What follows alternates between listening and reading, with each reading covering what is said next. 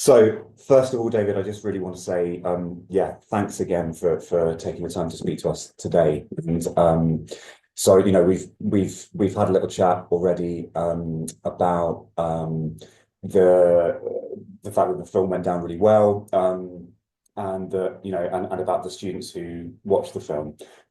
So I've collected it's about 8 questions I've got overall, but might lead to some more questions. Most of them are from students who watched the film on the unit Violence, Migration and Borders, but I've thrown a couple of my own ones in there too. So yeah, I mean, first of all, quite a few of the students were interested in how you came about making the film. How did the film happen? What kind of initiated it? Yeah. So I think the best way to answer that is to also contextualize it because that film didn't come in isolation in a sense. So that's my third film over the past 11 years that's explored issues related to migration between the African and European continents. So in 2013, I made a film called The Land Between, which was my first film in Morocco, looking at migrants, asylum seekers, refugees attempting to reach Europe. And then in 2018, I made a film called Revenir, to return, which was a collaboration with my translator from the original film. So I know Morocco very well. And I happened to be there because I like Morocco in this instance. So this is the only film I've ever made where I didn't have the intention of making a film. And I was just walking. So where the majority of the film is set, it's about 6 kilometers from the center of Rabat, which is the capital of Morocco. So I was literally just walking down the street and I saw this piece of land that you all saw in the film, and I saw a group of black African people around a fire, and for me that was enough to kind of want to know who they are and to explore who they are and what they are doing there because of my background and also just general curiosity. And so I literally just walked up and perhaps I spoke in English and I didn't really get a good response. And then I spoke in my very limited French and didn't get a good response. And it was really curious to me because I didn't know who they were. And then they would told me that they were from Sudan and the Arabic speaking. And in my 11 years of spending time in Morocco, I had not met any migrants, refugees from Sudan in this time. In saying that, I hadn't been to Morocco for about 3 or 4 years because of COVID and things like that. But then, I guess, just organically, I started to come back, spend time. And language was the real issue because I don't speak Arabic and they really don't speak any English. But at that time, I had no intention of making a film. It was just to speak to people, to try to help in a very small and humble way if I could, with medicine or explaining the process with the asylum and the refugee documents and translations and things like this. But then it was after maybe some days that they told me there was someone who spoke really good English, and that was Abu Bakr, who you've all seen as the main character, protagonist of the film, and also the assistant director and my dear friend. And so that's sort of how we came together. And after a few weeks of just coming and spending time, obviously they wanted to know who I was. And I'm a filmmaker. I'm an independent filmmaker. I explained these 2 films that I'd made. I was able to show trailers and segments from the film, and also we had like Zoom calls with characters from my previous films who I've stayed in contact with, and so and then I can't even say that it was my idea or Abu Bakr's idea or someone else's idea. It sort of went between someone suggested the idea of making a film. At one stage, I thought it was a good idea. At one stage, the Jongo thought it was a good idea, and then they didn't want to do it, and so forth. But if you asked also Abu Bakr this question, he would answer in his way, which was that he wanted to make a film. And he had been actively filming with a telephone throughout his years in Libya and so forth, but his phone was stolen and things like that. So I think that it's sort of like we both came together and we both saw that we could not use each other. That's not the right word, but perhaps, I couldn't make a film without Abu Bakr and the Jongo, and they couldn't make a film without me. But the thing is that these films are not easy to make, and particularly getting trust and no trust is not the most difficult thing. It's just the idea of filming actually. Like, it creates all Correct. sorts of issues. Some people would like to be filmed, other people would not like to be filmed. Some people think I'm exploiting their suffering for my own use and so forth. Others don't want their face to be seen. They don't want their family to know that they're in this difficult situation, and they don't know me. And so, yeah, I guess it just happened organically. And then we didn't know how to actually do it because you need authorization to film in Morocco, and you would not get authorization to make this sort of film. And I've never had authorization to make a film. So in the end, the whole film is filmed with with an iPhone. There's no camera involved in the entire film. It's either my phone or the phone of the Jongo. And the first day I just like took some small videos to show them, and then we discussed how it could work. And then Abu Bakr, he said, "I'm going to speak to the Jongo." At the time, there were about 40 people. They were all sleeping in the street. And then he came back and told me, I said that we want to make this film. If you don't want to be involved, remove yourself, but we're going to do it. And then I guess, yeah, it just happened from there. That was the initial process. Obviously, the filmmaking was a lot more complicated than that, but that's how we came together to make this film. Okay, that's yeah. So that's it's really interesting to hear about that process, and I think particularly, yeah, that the point that you raised about it being sort of like tricky, to sort of navigate, that there might be some people that wanted to be filmed and some that didn't, and some, people having different opinions, and the fact that you also mentioned how difficult it was to film in Morocco. So what we had a question from one student about um, what the kind of legalities were in Morocco around filming, and I think in the film as well, it is mentioned that there was that the police didn't like you being there, and I just wondered how that was for you as a filmmaker, also for the people that you were filming, and who were involved in the film, the Jungo. Um, how what was it? Were either you or they threatened by the Moroccan authorities for doing this? So even though you were just using an iPhone, which I guess would have been more discreet. Yeah. Well, so again, I'll contextualize it. In 2013, when I made The Land Between, I was arrested by the Moroccan military and police, and I had a video camera in my backpack, and that was discovered, and that really caused me a lot of problems. I was threatened, told to stop immediately and leave, and I did. So that was 10 years ago. So I knew that I did not want to do that again. I didn't want to film with a camera. Um, the issue is that it's like you need authorization to film anything in Morocco, basically.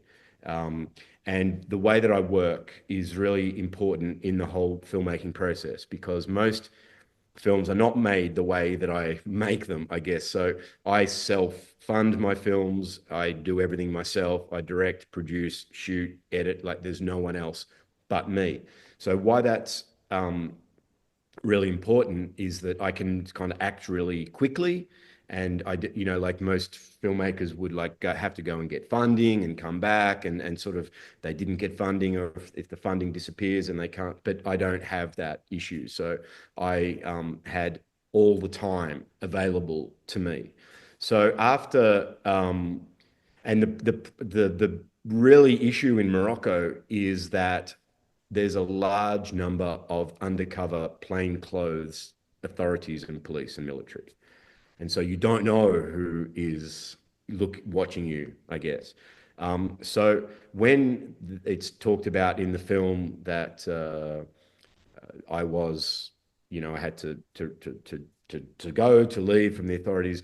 I was just because the thing is, I hardly ever film when I'm with them. I was just more just spending time. And this particular day, I was just sitting there with the jongo, but someone came up and actually started to film me, and so I knew that this would be some sort of authority of some description. And I don't know if you can tell in the film, but only like 150 meters away is a huge police station. So I was almost like hiding in plain sight. That's how I felt the whole time. It was like, it was so obvious. There's this white guy in the middle of, a lot of darker skinned guys. And I was filming right in the middle. And as much as I said I used my telephone, I did, but I also had microphones, and all the audio is recorded in a more professional way. So in that particular day, the Jongo then started kind of arguing with this guy, and then he started to talk about the police, and I left, I ran, and then for about the next 6 or 8 weeks, I didn't come back to that spot. And I was told by the Jongo that the police were coming every day to ask what's going on, who is that person, and but I'd thought about that before, so I told them that if that did happen, because the thing is that I have more protection than them. I have two passports, actually. I'm from Australia, and I also have a European passport. I have an Italian passport. So in a crazy way, I have far more protection even than a Moroccan, for example, from the authorities.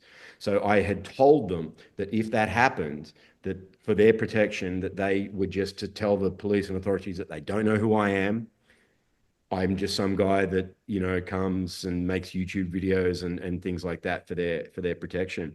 So over that 6 weeks, I would meet Abu Bakr, but we would meet like not there. We would meet by the ocean, or we'd meet only at night, like late at night. But we still needed to make a film. So we're like, how do we keep making a film? So we tried to film some of the Jongo, like they had friends who were living in small houses or apartments. We tried to film there, but it didn't really work. And then we decided there's a scene where Abu Bakr, he's just gone to the UNHCR and he's got his document and he's sitting by the sea. That's like at 6 o'clock in the morning or something like that, and we're hiding behind a rock. And that was the only way that we knew how to do this. And we filmed it. It was really early, and we only spent like 10 minutes, and then we kind of went our separate ways. And then for the first time in my life, I was 100% followed through the streets of Rabat, and I knew that that was really, yeah, there was no doubt, and that had never happened to me before. So from then on, I only went there in the evening, and I tried to go there on Sundays and days when I knew it was sort of less risk, I guess. And that continues now, not about making a film, but just being around.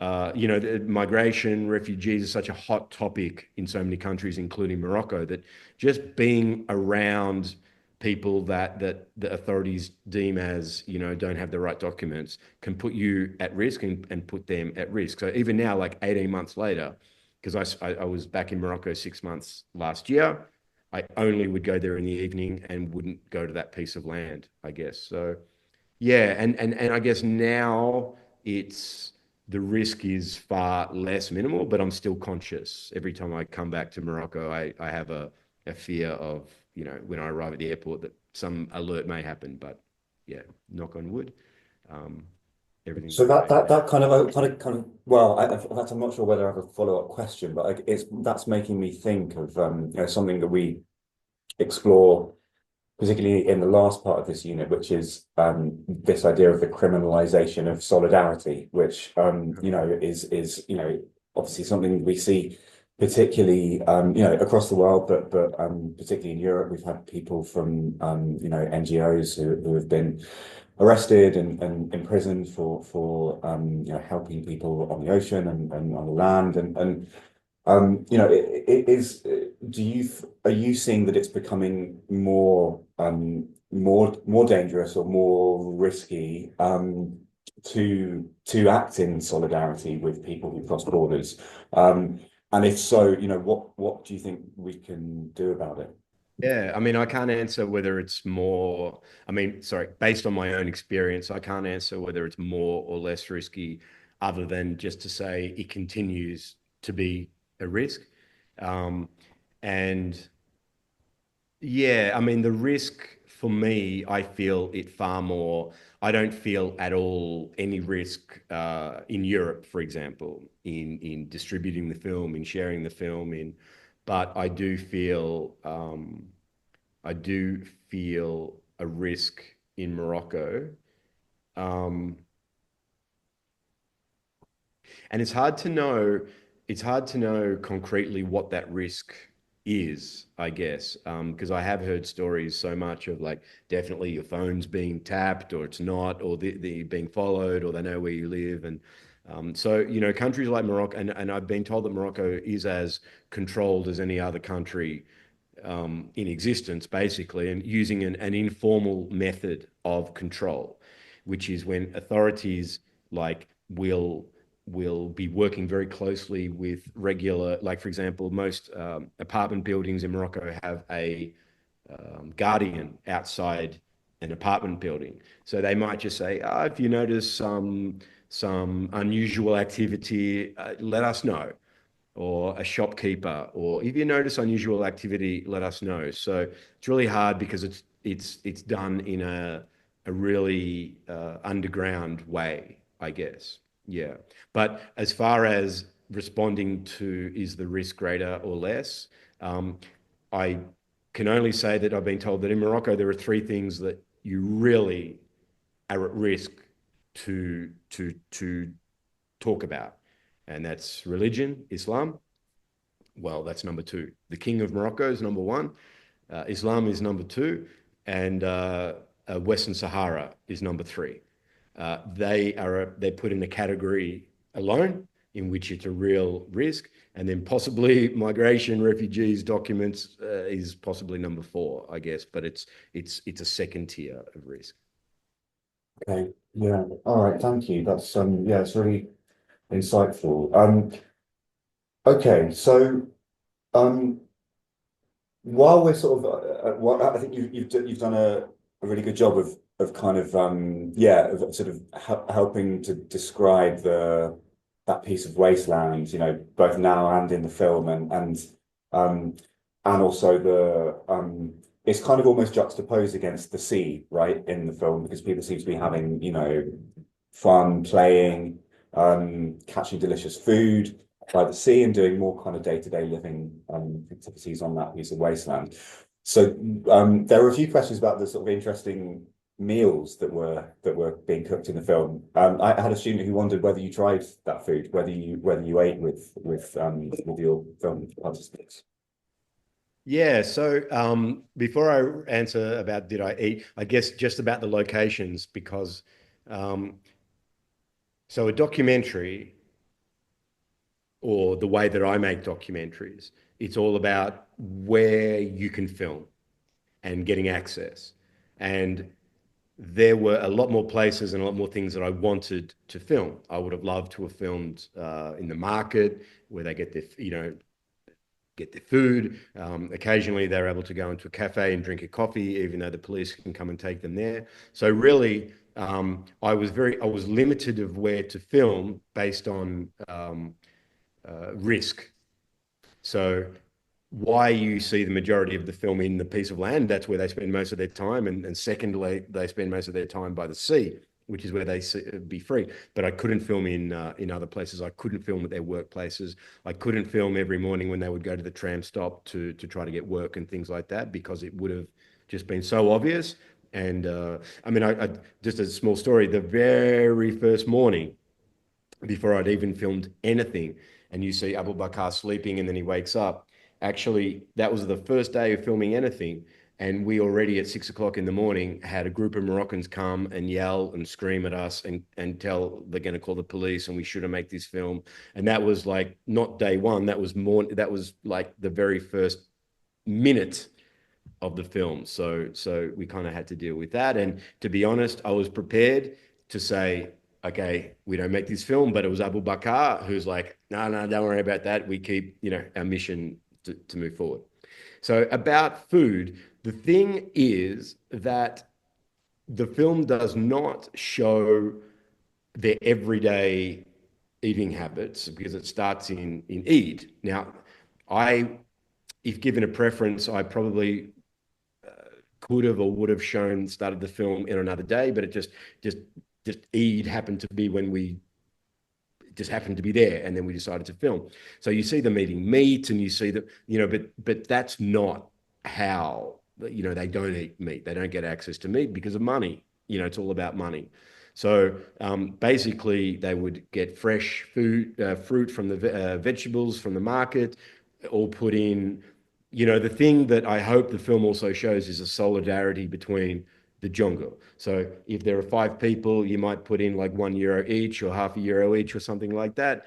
And you might not have €1 today, but you might have it tomorrow, and then you sort of help each other. Um, and the sea, because the sea is free. But that's really Ayman, who'd been in Morocco for a long time. The others hadn't been for that time, so they were experiencing it not for the first time, but about me, absolutely. My problem is that I don't eat meat. I'm a vegetarian. Um, but part of part of the way that I don't consider myself a filmmaker. Like filmmaker is like rung 3 or 4 on the list of who I am. I'm a human, I'm a traveler, I'm a curious person. And so, in order to engage and interact and get trust, forgetting about a film, because the film's probably not the most important part of this project, to be honest, was just to sit with people, to drink tea, to be, to interact, to play sport when they're playing sport, to engage, to get trust, and to minimize the distance between myself and the jungle, but in saying all of that, I realized that there's a huge gap. At the end of each day, I went home to my wherever I was staying, and I could have a shower and I could sleep in a bed. And so I'm not saying that, we had the same level of life in a sense, and I do have a huge privilege, but yeah, in many ways. So yeah, I ate a little bit of the meat in Eid, even though I'm a vegetarian, because that's important to me. In saying that, they really didn't understand the concept of being vegetarian. It was a bit foreign. And then, for many months after that, we would eat together.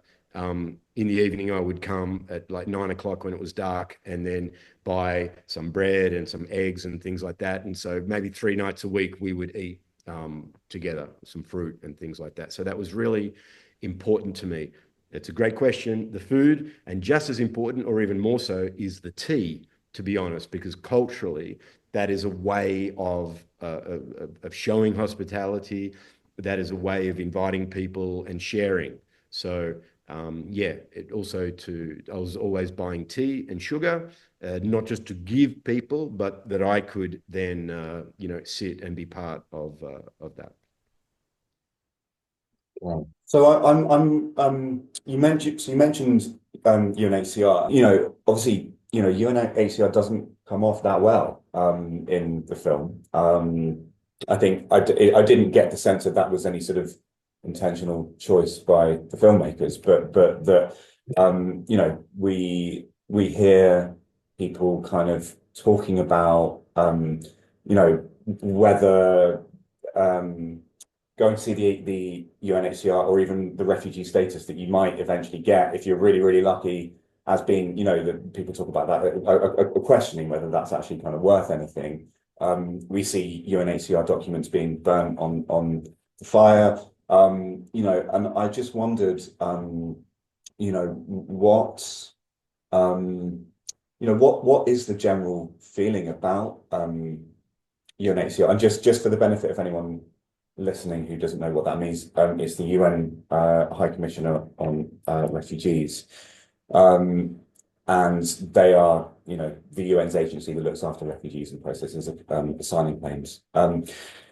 So yeah, what was the general sense of the UNHCR? Are they seen as as helpful or as maybe even a hindrance? So yeah, and just to kind of add to that as well. So normally it's the country itself that has a responsibility to assess asylum claim. Um, but if that country doesn't have the process set up, then the UNHCR is or if they're able to get in there. But my understanding is the country also has the ability to like UNHCR has to be a little bit follow the rules, I guess, of the. For example, in Tunisia, my understanding now is the UNHCR doesn't. It's been the office is closed. There is no active way of claiming asylum. Don't quote me exactly on that, but that's my understanding. I think that there is a an unrealistic expectation of the UNHCR. If I'm being honest, um, when I say unrealistic, there is an expectation, and it's just not being met. It's not really. It should be realistic. Like if you're from Sudan, if you're from Darfur, you're fleeing war, you're fleeing genocide, you're fleeing a number of things that have forced you to flee your country, you're in a country such as Morocco. You have a you would think that you would go enroll, give your name, and then you're a refugee. Or that's how a lot, most people, Jongo, think. Sadly, they're 100% of people, I could say, are let down by the process, by the expectations. I tell people to not have that high expectation because they're going to be disappointed. And you see many times the Jongo also in the film talk about the fact that like, you need to look forward. Gedam is the word, which is like move forward, like be on your own. Like don't rely on, like Eamon says, I'm leaving and you should leave too, in a sense. So yeah, most people are disappointed. Most people don't have any idea how long the process is. And I won't go into the process here, but it's you don't like you go, you register, you should then get a piece of paper, but that piece of paper is kind of worth nothing to the Moroccan authorities. Then you have an appointment for an interview, but that's many months in advance. In the meantime, you just have this piece of paper. Then once you've done the interview, you are an asylum. You're an asylum seeker. You're not a refugee, so your claim is to be processed. Again, this piece of paper is not. It's either not understood by the authorities or understood but not, not regarded. And then how it should work is that you then, if your claim is approved, you are given refugee status. The thing is that if you're from Sudan, you're actually better than any other nation, citizen from any other country, because Sudan is in probably the worst war in existence right today. So you're given precedence if you're over someone from Cameroon or Senegal or Mali, but it still takes such a long time. But it's really strange because the Jongo majority are from Sudan, some are from South Sudan, and some are from Chad. And then, but so they're brothers like that. But if you're from Chad, you even have double the time to wait for your process. And the Chadian wouldn't understand that his Sudanese brother, it takes him 6 months and it took him 12 months or something like that. But then that's the bare minimum refugee status, but that's not an answer to that's not the answer to the problem. Um, what most people then want to do is to be resettled. And so once you're a refugee, that allows you to enter the process of resettlement. And that can take, not it can take, it takes years. That's why Abu Bakr left. That's why all the Jongo left. That's why Ayman left, even if they are accepted as a refugee. Um, so and maybe answering one of your questions, like some of the Jongo in the film are in Canada, some are in the USA, but they started their process like 2 years ago or something like that, or even more to get there. So my advice to people, or not advice, but it's just to be realistic about the time, to be realistic about what that piece of paper is actually going to get you as well. But I would say that 100% of people feel let down by the process. And yeah, it's a tough one, because the UNHCR also, when I say they don't have to be there, like I said, it's kind of the Moroccan government that should be doing that, but they're not. So the UNHCR come in. So it's really hard because you need to tell, anyone going through that process that it just is going to take time and it's not what they probably expect. Okay, so I have like just maybe two more questions.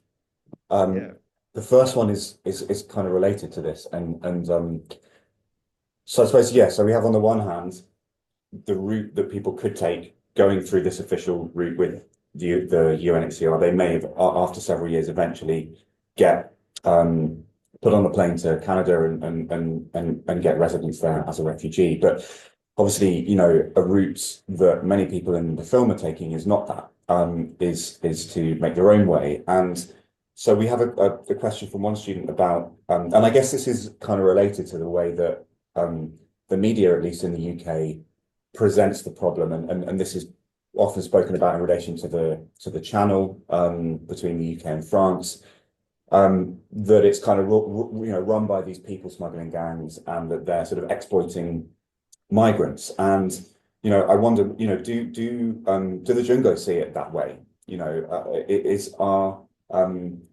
Do they see people who are facilitating journeys as people who are exploiting them, or do they see it differently? I'm curious to know what their view of so-called smugglers is.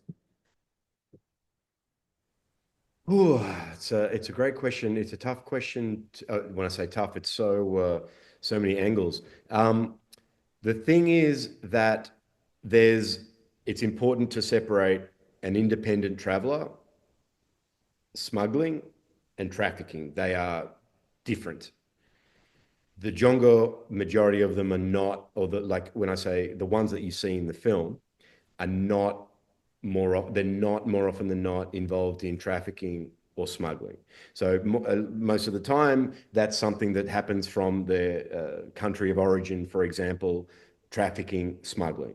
But there are points, and most of the time it's border crossings where uh, you need to pay someone that knows the route, a facilitator, let's say. And I'm not going to say it's like a travel agent. That's not what I'm saying.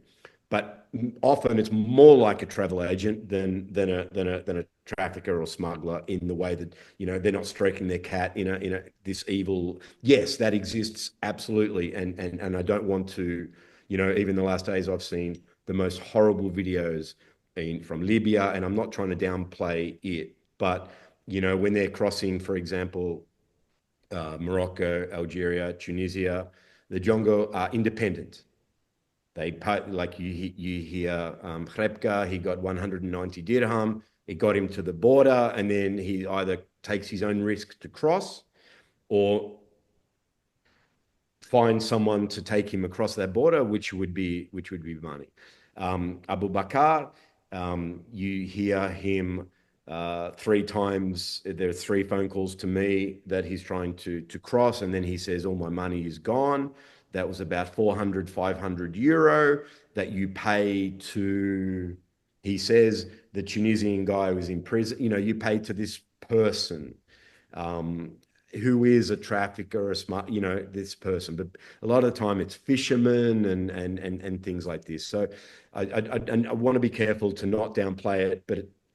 So a lot of the time it's informal, but yeah, it can be really, really horrible as well. Um, the borders, it depends on different borders. But the thing is, it's all about money. It's all about money. You move if you have money. You can't move if you don't have money. So it's business, and people are exploited and taken advantage of.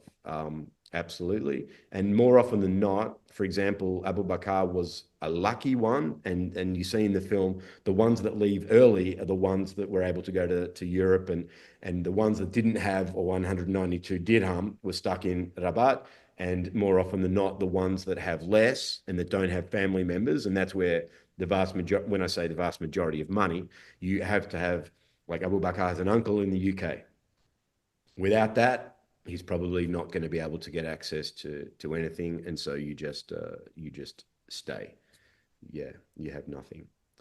Um, so how do they see it? I mean, they never said the word traffic. I'd never heard in 2 years the word trafficker. I've never heard the word smuggler, you know. But they're labels that we put on, and maybe they're okay to use, maybe they're not. But if you ask me, do they use those terms? My answer is not in the meaning, not in the way that the media and not just the media, the way that our discussion sometimes happens, I guess.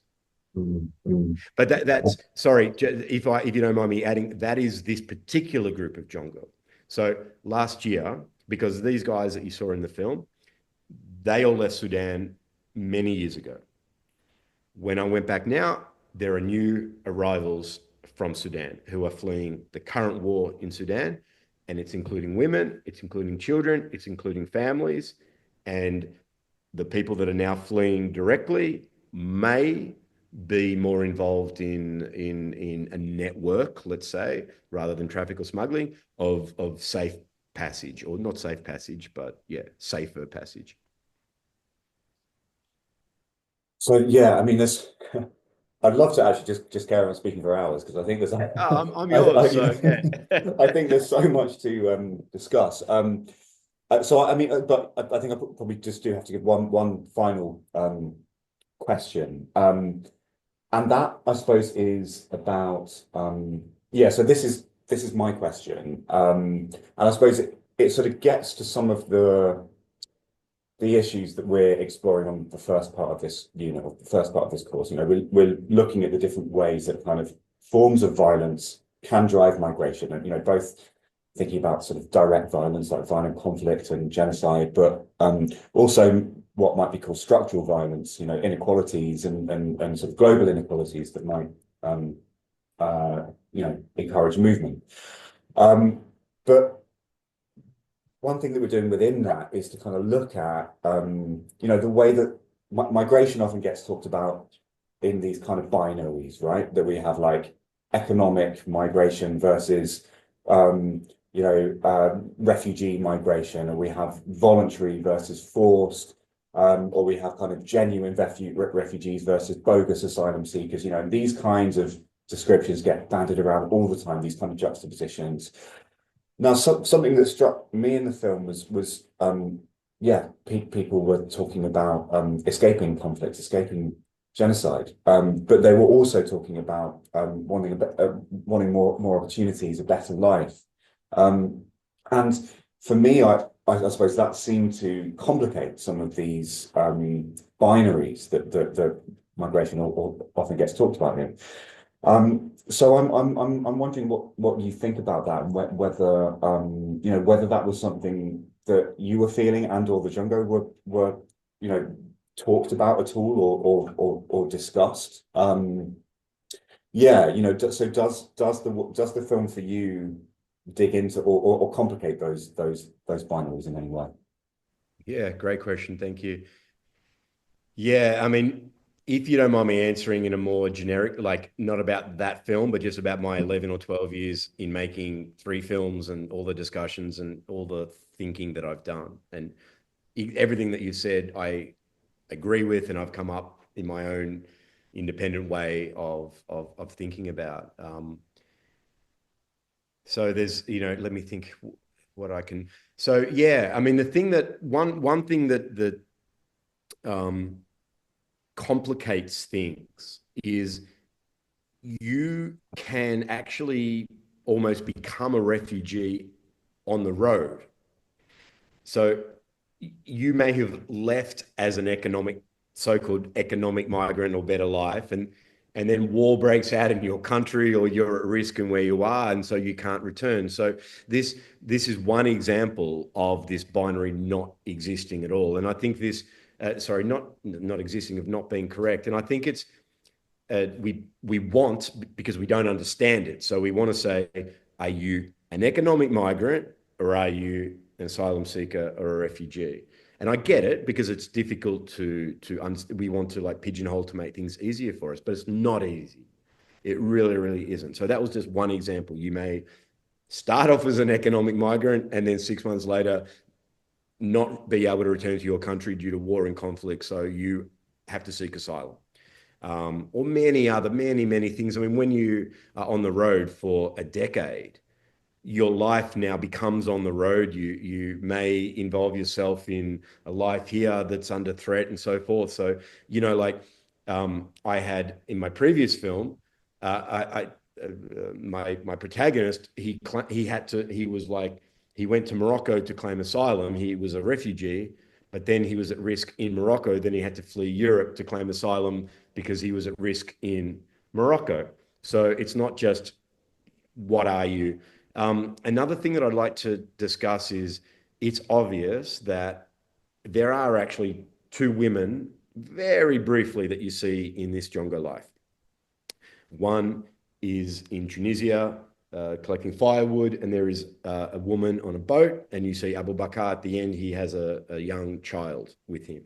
But the obvious question is, why are there no women? If they were legitimate refugees, there would be women and children. And I understand, like, that is a very valid, I don't get angry at that question. That's an obvious question to ask. So I like to explain it in this way.